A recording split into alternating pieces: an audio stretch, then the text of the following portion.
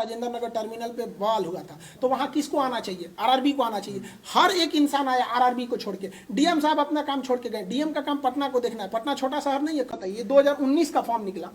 अचानक आप 2022 में रिजल्ट दे रहे हैं, 15 जनवरी को कहेंगे कि 25 दिन बाद एग्जाम ले लेंगे। मतलब आपका जब बस चले तो आप 3 साल इंतजार कर दीजिएगा और लड़का को 25 दिन दीजिएगा कि चलिए कोई लड़का मीडियम लेवल का है, उसको अचानक पता चला कि हम पास हो गए, तो उसके पास तो 25 दिन है, क्या करेगा वो? कहना चाहिए आप स्टूडेंट फ्रेंडली ही नहीं है। यहाँ पर आरआरबी के लोग गाड़ी और ऑफिस की सेवा, कभी सड़क पे उतरे तब तो समझ में आएगा स्टूडेंट की क्या समस्या। 40 घंटा पहले आप किसी को नोटिफिकेशन देंगे, किसी का हॉस्पिटल में मरीज है, अगर वो मर गया है तो डॉक्टर आके किसी को कह गए तुम्हारा मरीज था मर गया, बवाल नहीं कर देगा?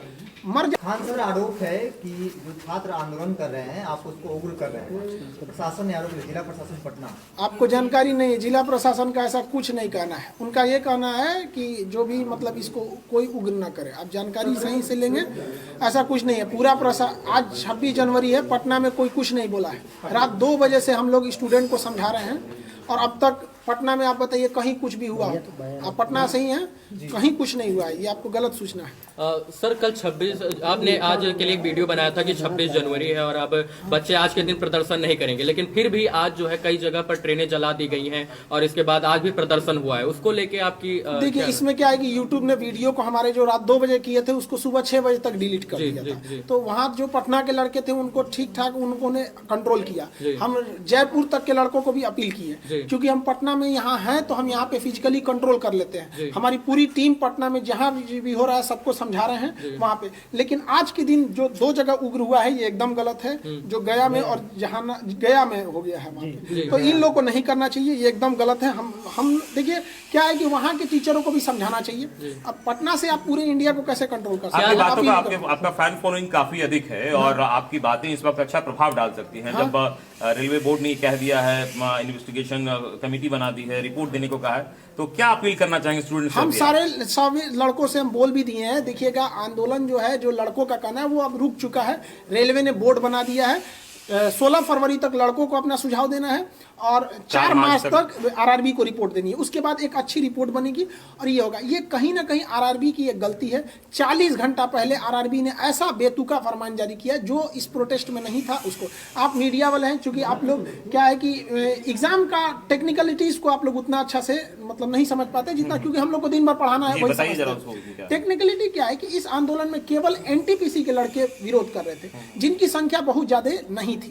तो यहाँ एक तो वो छोटा सा समूह था और लड़के इंतजार कर रहे थे कि हमारे लिए कुछ गवर्नमेंट या आरआरबी अच्छा सोचेगी, लेकिन आरआरबी ने उनको तो सोचा ही नहीं, बल्कि जो 1.5 करोड़ लड़के ग्रुप डी वाले थे इनको कह दिया कि आपको डबल एग्जाम लेंगे, जिस वजह से वो 1.5 करोड़ लड़के अचानक बाहर निकल गए। तो हम लोग को पता ही नहीं था, हम लोग को लगा ये तो घर में है सब निकला, तो हम लोग को लगा कि ये क्या कर रहे हैं सब। तो हम लोग को समझाते यहाँ तक फिर भी पटना में कंट्रोल किया गया। हम लोग पहले दिन से राजेंद्र नगर टर्मिनल पे जब प्रदर्शन हुआ वहां पर थे। वहां प्रदर्शन बिल्कुल शांत था और इसके बाद पुलिस ने आंसू गैस के गोले उस दिन दागे और कल जो प्रदर्शन था वो उग्र रूप ले लिया। कहीं ना कहीं आपको लगता है कि प्रदर्शन जो हुआ वो उग्र रूप इसलिए हुआ क्योंकि प्रशासन ने आंसू गैस के गोले और इसके बाद लाठीचार्ज वगैरह बच्चों पे किया? देखो, आपको जानकारी के लिए बता देते हैं कि जो प्रदर्शन उग्र होने का मुख्य कारण यह था कि शुरुआत में जो प्रदर्शन था केवल एनटीपीसी वालों का था, जिनकी संख्या कम थी। लेकिन 4 बजे जैसे 3 से 4 के बीच में रेलवे आरआरबी ने नोटिफिकेशन डाला 1.5 करोड़ लड़कों के लिए, तो वो अचानक हुजूम आ गया, जिस वजह से प्रदर्शन अचानक उग्र हो गया यहाँ पर। क्योंकि उन लोगों ने इस प्रदर्शन का क्या स्वरूप होगा? देखिए, ये अब आंदोलन अब अपनी जगह पे नॉर्मल हो जाएगा। प्रधानमंत्री जी को धन्यवाद कहते हैं कि वो इसमें इंटरफेयर किए। काश 40 घंटा पहले करते, किसी को कोई तकलीफ नहीं आता।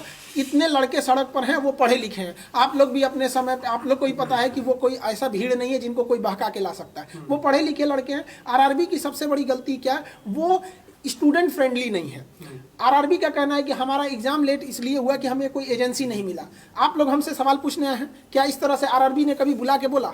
नहीं बोला, इनकी गलती है। तो स्पष्ट बोलना चाहिए कि हमें एजेंसी नहीं मिल रही है, क्योंकि दुनिया का सबसे बड़ा एग्जाम है, आप 6 महीना इंतजार कर लीजिए। जो गरीब बच्चा है वो 6 महीना कुछ काम कर लेता, वो बेचारा पटना में मर रहा है कि हमारा एग्जाम कल होगा कि 2 साल बाद होगा कि इस जन्म में होगा कि नहीं, इसलिए तो उसको बस आप जो काम कीजिए बता के कीजिए, बस यही कहना है।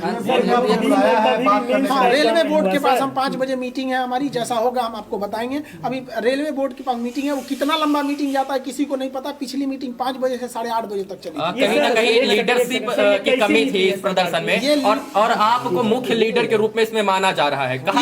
ये लीडरशिप की कमी ही इस आंदोलन की सबसे बड़ी रीढ़ थी, क्योंकि जब लीडर को आप बनाते हैं तो लीडर गायब, आंदोलन खत्म, ये होता है। लेकिन सुनिए बात समझिए, इसमें कोई लीडर ही नहीं था, तो एक ही रास्ता था कि लड़कों की मांग लीजिए, क्योंकि उसका कोई लीडर ही नहीं है, बात किससे करिएगा। ये हम बोले तो अलग बात है, पटना के डीएम साहब ने खुद बोला कि लीडरलेस आंदोलन है। आप उनका बाइट देखे होंगे, उन्होंने खुद बोला था। वो इतने सुलझे हुए इंसान है, वो कभी इस तरह का स्टेटमेंट दे रहे हैं तो मतलब ग्राउंड रियलिटी है।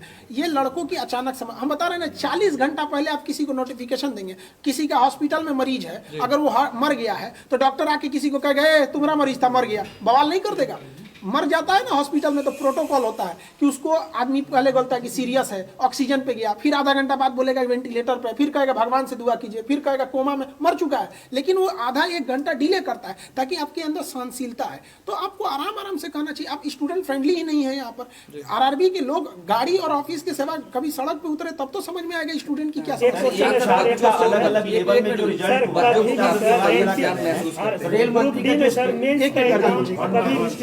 नहीं हुआ है। आपका कहना एक बिल्कुल सही है, इसीलिए लड़के आए हैं। देखिए, आप एग्जाम लीजिए, 2 की जगह 5 लीजिए, लेकिन जब आप नोटिफिकेशन निकाले थे उसी वक्त आपको कहना चाहिए। मान के चलते हैं कि आरआरबी को भी नहीं पता था कि 2 करोड़ फॉर्म आ जाएंगे, तो आरआरबी को भी कहना चाहिए कि देखिए हमें आइडिया नहीं था, इसलिए अब मजबूरी में हमें 2 पेज का एग्जाम लेना पड़ेगा। हम आपको 6 महीना टाइम देते हैं, आप 20 दिन टाइम देके कहिएगा, ये गलत है। आरआरबी की केवल एक गलती है कि वो फाइनल डिसीजन अपने ऑफिस में बैठ के लेके लड़कों को दे देता है, लो मानो।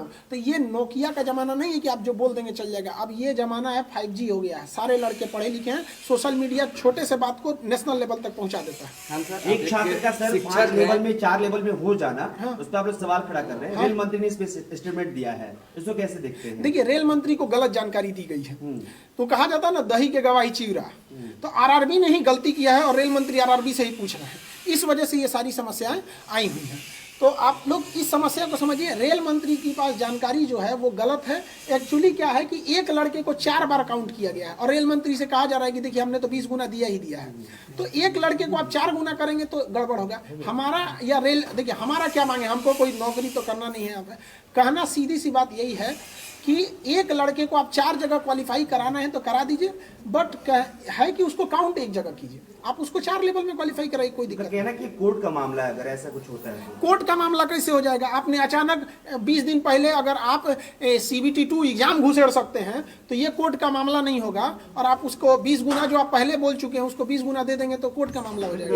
रेलवे को नोटिस में निकाला है कि जो लोग भी हिंसक प्रदर्शन में शामिल हैं, कुछ लोगों को नौकरी में आजीवन रोकेगा आरआरबी। अब ये प्रशासनिक चीज है, ये आरआरबी को सख्त डिसीजन नहीं लेगा तो सारा ट्रेन भी दिक्कत आएगा, तो उसको सख्त एक्शन लेना चाहिए। ऐसा लगता है कि जब स्टूडेंट्स का आंदोलन होता है, जायज मांग हो या उसकी जांच की जाती है, लेकिन कुछ असामाजिक तत्व उसकी आड़ में अलग तरीके से हिंसा करते हैं, इसको कैसे? देखिए, अब इसमें क्या है कि आरआरबी जब बवाल नहीं होगा तो कोई लड़का सड़क पे क्यों उतरेगा? नहीं, कहने का मतलब ये है कि जैसे सामाजिक तत्व, देखिए अब बात समझिए, यहाँ पे आरआरबी का जैसे स्टूडेंट के बीच में असामाजिक तत्व घुस जाएंगे। क्यों? आप 40 घंटा पहले 1.5 करोड़ लोगों को प्रभावित करेंगे तो सीधे उठ के आएगा। और अगर आप ध्यान देंगे तो ये हिंसक वहीं हुआ है जहाँ के लड़के आसपास के हैं। पटना में उतना हिंसक इसलिए नहीं हुआ कि यहाँ गाँव से लड़के बाहर आए हैं यहाँ पे, और वहाँ पे और अन्य जगहों पे क्या है कि पास में ही होने की वजह से लड़कों को थोड़ा सा मोटिवेशन बूस्ट हो जाता है, जिस वजह से ये आंदोलन उग्र ले। नहीं, जैसे जो लड़के आंदोलन में रहते हैं वो आंदोलन कर रहे हैं, लेकिन कुछ असामाजिक तत्व उनकी आड़ में इसमें आ जाते हैं। ये तो प्रशासन का काम है देखना। अभी इसमें हम लोग कहाँ, आपको क्या लगता है कि एक खान सर पटना में बैठ के पूरा इंडिया कंट्रोल कर लेंगे? ये बताइए, प्रशासन का कहना था कि खान सर 26 जनवरी को कुछ नहीं होना चाहिए। आप इतने मीडिया वाले हैं लोग, एक आदमी बता दे कि 26 जनवरी को आज पटना में कोई लड़का लॉज से बाहर भी निकला है तो हमने सख्त मना किया। हमारे चैनल को अगर रोक नहीं लगाया रहता, फ्रीज नहीं हुआ रहता तो हम कुछ नहीं होने देते। लेकिन एक हर इंसान की लिमिटेशन होती है। हम तो टारगेट लेके रखे थे कि एनटीपीसी वालों को संभालना है। 40 घंटा पहले आप 1.5 करोड़ लड़कों को उकसा देते हैं। कहीं लगता है कि जो यूट्यूब का रोक आपके चैनल पे लगा तो आपके जो मैसेज हैं आप इस वक्त वो ज्यादा कामयाब हो सकता था? हाँ, ये है। एक्चुअली क्या हुआ, बहुत से लड़कों को चोट आ गई तो हम लोग उसके इलाज में लग गए। उनका इलाज कराना, किसी का फ्रैक्चर हो गया तो इलाज में हम लोग लग गए।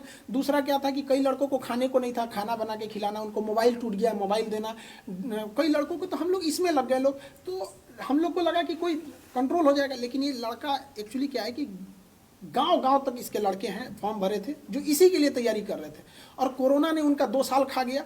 आपने कुछ बोला नहीं, आप स्पष्ट बोल देते कोरोना में एजेंसी नहीं मिल रही है, कोरोना बाद एग्जाम होगा, कोई दिक्कत नहीं था। और आरआरबी को समझिए, आप ही बताइए 2019 का फॉर्म निकला, अचानक आप 2022 में रिजल्ट दे रहे हैं, 15 जनवरी को कहेंगे कि 25 दिन बाद एग्जाम ले लेंगे। मतलब आपका जब बस चले तो आप 3 साल इंतजार कर दीजिएगा और लड़का को 25 दिन दीजिएगा। इसका मतलब लड़का जो फेल होगा कि पास होगा उसको पता चलेगा। और मान के चलिए कोई लड़का मीडियम लेवल का है, उसको अचानक पता चला कि हम पास हो गए, तो उसके पास तो 25 दिन है, क्या करेगा वो?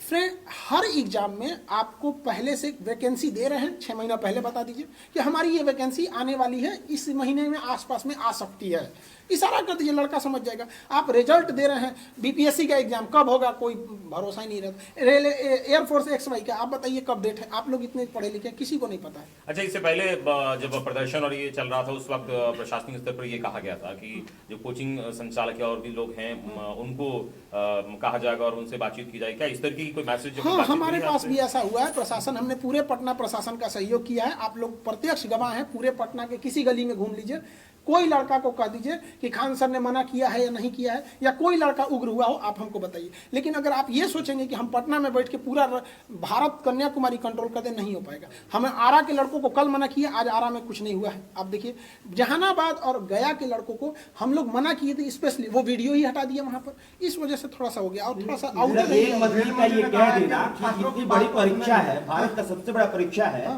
तो 3 साल 4 साल वक्त लग जाना कोई बड़ी बात नहीं है। हाँ, कैसे देखते हैं आप इसको? देखिए, इसमें क्या, इसमें हम यही कहेंगे कि देखिए, आप लड़कों को, आपको अगर 2 साल वेट करना है, सारा लड़का अमीर नहीं होता है।